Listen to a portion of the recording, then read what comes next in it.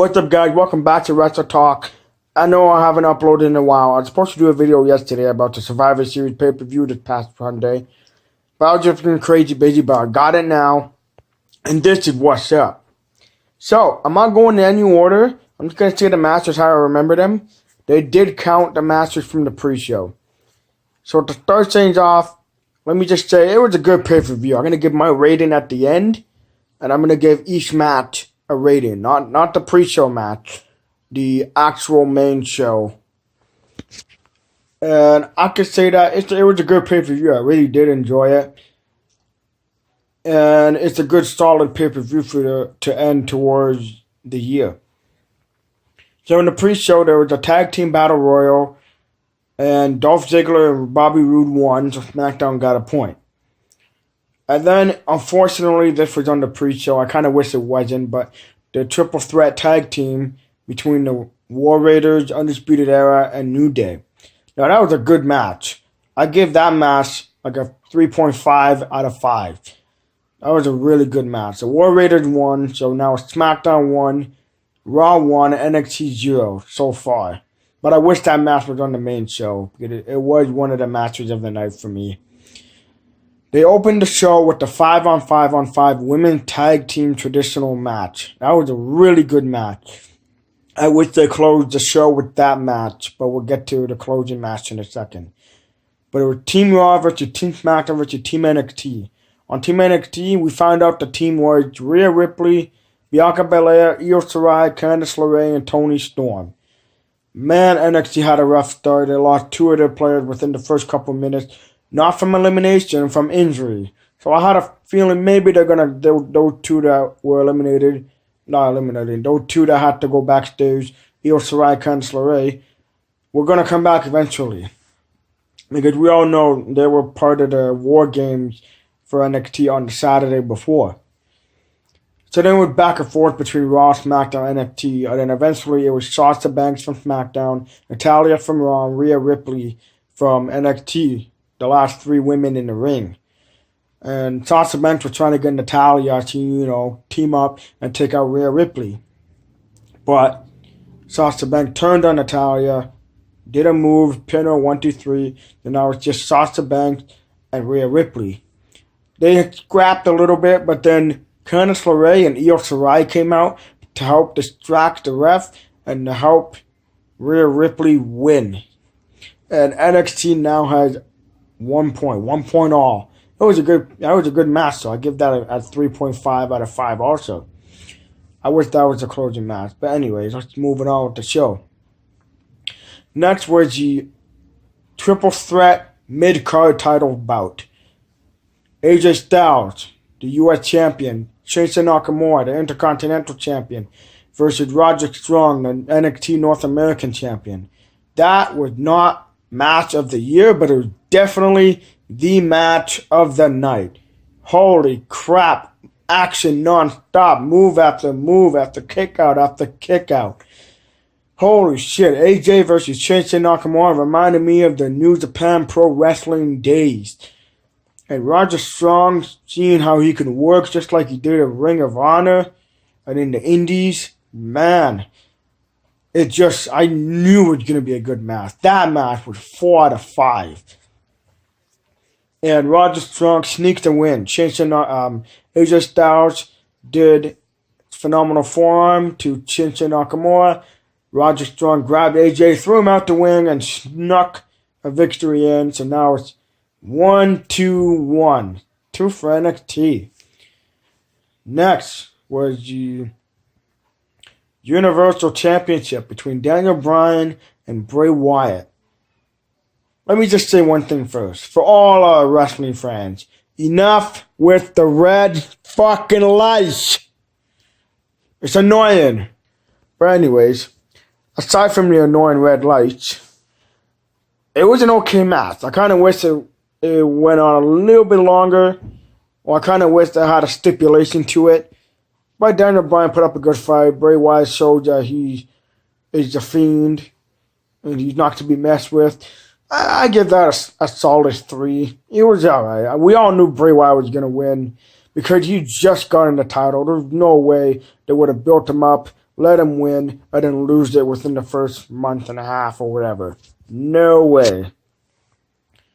No, that was a good match. And there's no point because they're both from the same brand, Raw. Sorry, SmackDown.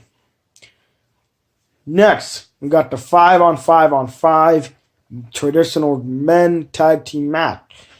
Wow. This match was pretty good. We got Team Raw versus Team SmackDown versus Team NXT. We never knew who Team NXT was until that night.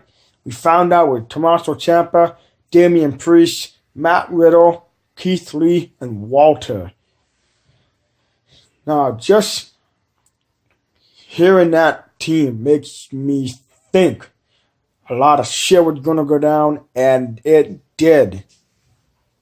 All three teams did very well. It played out perfectly. They were in sync, never missed a beat. People were going crazy for Walter. People were going crazy for Mustafa Ali, the hometown Chicago boy. People were going crazy for freaking Randy Orton. It was just a crazy match all around. I give that a 4 out of 5 also. I really liked that match. And NXT came close to winning, but Roman Reigns was able to defend his yard against Seth Rollins and Keith Lee, the last two other members, and Roman Reigns got the win for SmackDown. So that was 1, 2, and 2. Next, we got the NXT Championship. Matt Riddle, what the hell? Adam Cole versus Pete Dunne. That is another match of the night. Holy shit. Sorry, I got a message. Holy shit. Non-stop back and forth hits, kicks, grappling, flips. Man, that is a good 4 out of 5 also. I'd probably say 4.5 out of 5. I like Adam Cole. I like Pete Dunne. I didn't care who win. Adam Cole won. He got the victory. Well-earned victory. Fuck, what a match. Damn. The WWE Championship match between Brock Lesnar and Rey Mysterio. That match was a bit of a letdown. Not only because Brock won, but because there wasn't really a no-hold-barred match. You know, Rey barely got to use the pipe. And yeah, it was nice to see his son Dominic come in and kind of tag team with his dad to take down Brock.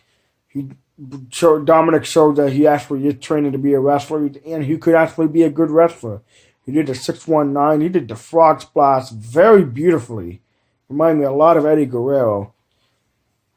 But Brock Lesnar, he just has to win, I guess. And I wasn't really in it. It didn't feel like a no-hold-barred. You know, it just felt like a normal match where Ray got to sneak in some low blow because the ref didn't see it or some shit. But it was legal, whatever happened in that match. I was just disappointed with the result. I'd probably give that a 2.5, 3 out of 5. You know, I just expected a little bit more. But nonetheless, Ray fought as hard as he could. It was nice to see that father-son moment. It was cool. Leo Rush versus Kalisto versus Akira Tozawa. That was in the pre-show. Forgot to mention that. That was an okay match. Obviously, it's the cruiserweight. It's going to be a lot of jumping off the top rope, springboards, flips, a lot of high-speed crashes. It was alright. I give that a 3 out of 5. Leo Rush won, so NXT got the point. So now it's 1-3-2. The last match of the night was the Triple Threat Women's Champions. Becky Lynch versus Bayley versus Shayna Baszler. I was kind of looking forward to this. I was like, it's main event. Wow, okay. Should be something interesting happen.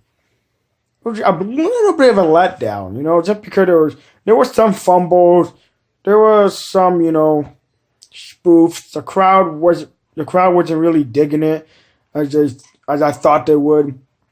I guess because the match, you know, it's just, we thought it would be good, but it wasn't as good as we wanted it to be.